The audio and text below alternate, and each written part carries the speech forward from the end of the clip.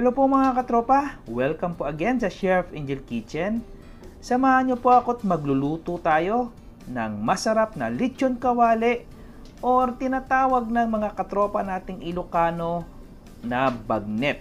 At pinakamasarap na gamitin sa paggawa ng bagnet o lechon kawali ay yung tinatawag na pork belly or liempo. So, kukuha lang po tayo dito about 1.5 kg para maluto po natin ng lechon kawali or bagnet. So, hiwain na po natin yung ating pork belly. So, yung hiwa po natin ngayon ay pwede po sa lechon kawali at pwede rin po sa bagnet. So, yung ganito kalaking hiwa, ito po ang angkop na hiwa para po sa lechon kawali. Yung ganito siya kakapal. Yan. Alam ko po, marami po magtatanong sa inyo kung ano po ang pagkakaiba ng bagnet sa lechon kawali. Mamaya po, sasagutin natin yung inyong mga katanungan. So sa ngayon, as I said before, ganito po ang hiwa ng lechon kawali. Malalaki po siya. And then, kung gagawin po natin bagnet, pwede po nating liitan. Yan. About 1 inch po ang kapal. Pwede rin po 1/2 inch ang kapal. Usually, yung ginagamit sa mga parisan, katulad po ng ginawa ko pong video, nasa 1/2 inch lang po para madali po siyang mag-crispy at maging chicharon. Pagdating naman sa procedure ng pagluluto, almost the same lang po ang procedure ng pagluto ng lechon kawali sa bagnet. So mamaya po ipapaliwanag ko po sa inyo yan.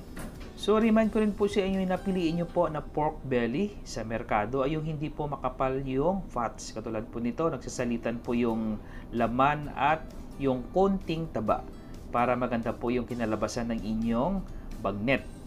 And then yung ginagawa ko po dito, binababad ko po muna ito sa malamig na tubig about 1 hour para matanggal po yung unwanted smell or amoy ng baboy. So after 1 hour, hugasan po natin yung ating baboy at atin na po itong iluluto. Sa isang kaserola, iayos lang po natin yung ating pork. Yan.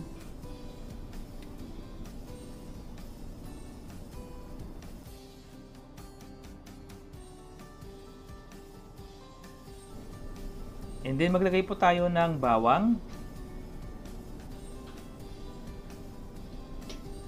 bay leaf, at peppercorn. Maglagay rin po tayo ng tubig. Kailangan po nakasubmerge po yung ating pork sa ating tubig. And then maglagay po tayo ng asin as a flavor enhancer. Yan. Takpan po natin at pakukuluin and then simmer po natin ng 30 to 35 minutes. So after 35 minutes, ito na po yung ating pork belly. Yan. So hindi po natin kailangan ito ng ilaga ng matagal at pakukuluan ng malakas. Simmer lang po yung gagawin natin para hindi po mag-breakdown yung karne ng ating baboy. And then patutuyuin po natin ito using strainer para hindi po siya tumilamsik pag ito po yung ating ipiprito.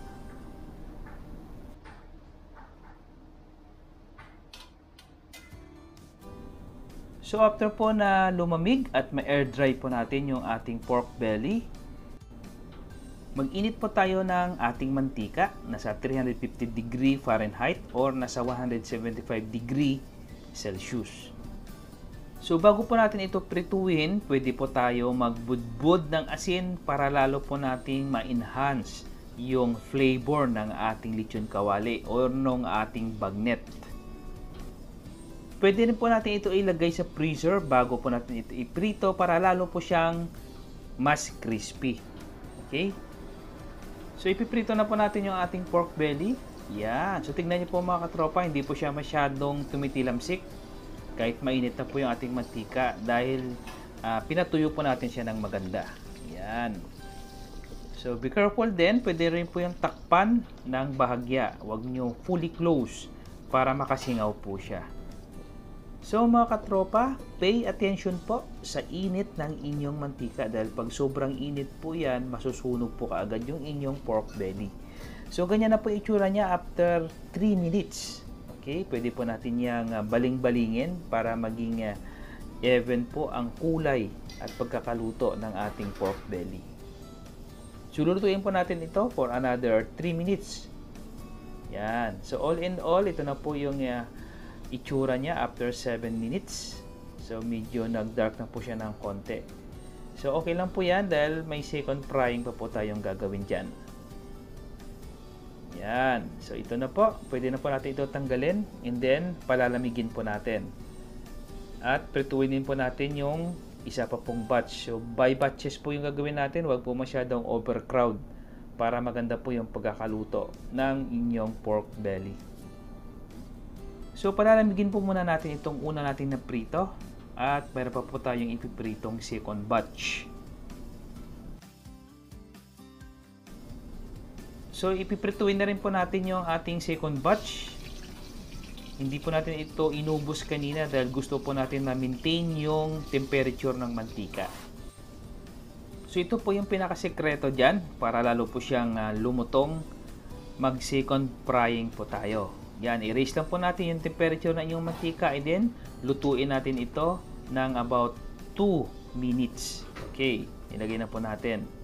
So, dito na po natin ma-differentiate yung pagkakaiba ng lechon kawali at nung bagnet. Kung lechon kawali po, after po na maluto for second frying, 2 to 3 minutes na po, pwede na po natin itong tanggalin. Pero pag bagnet, ang gagawin po natin ito ay tuloy-tuloy po natin itong ipiprito hanggang matuyo po siya at maging crispy na maging katulad po ng chicharon. Ang lechon kawali po is crispy sa labas but ma-moist po sa loob. Ang bagnet naman is crispy po ang labas at crispy din po pati yung loob. Katulad po ng chicharon. So yan na po. Sinagot ko na po yung pagkakaiba ng lechon kawali sa bagnet.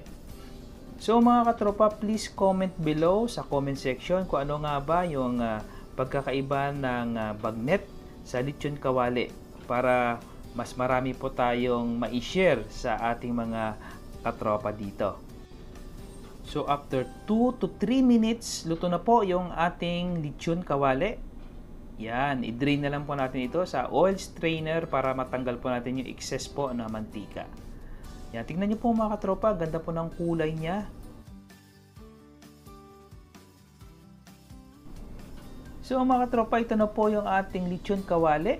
Yan, tingnan nyo naman, ang ganda po ng itsura niya. Masarap po ito pampulutan, pang-ulam, at maganda rin po itong pagkakitaan or gawing negosyo.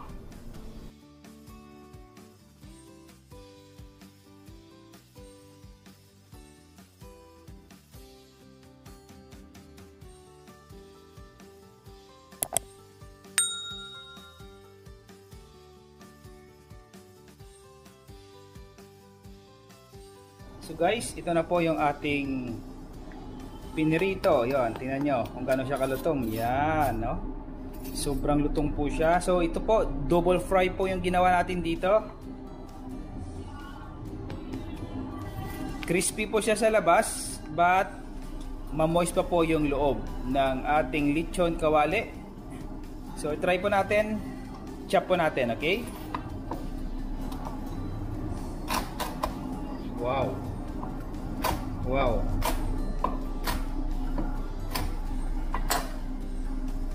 So, tingnan nyo po mga katropa. Yan. Tingnan nyo po yung moist niya. Oh. Ayan. Yan.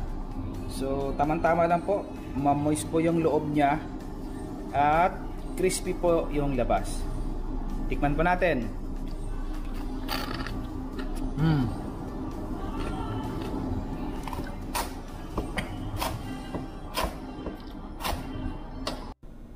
So ito mga katropa, may nakahanda po akong sausawan dito. Suka, sili, sibuyas at bawang lang.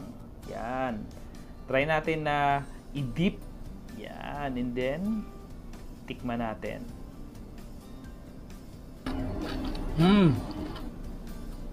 So mga katropa, sana po nag-enjoy po kayo.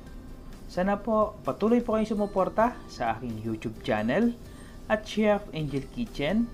Ako po, si Chef Angel nagsasabi sa inyo, mag-ingat po kayo palagi and God bless!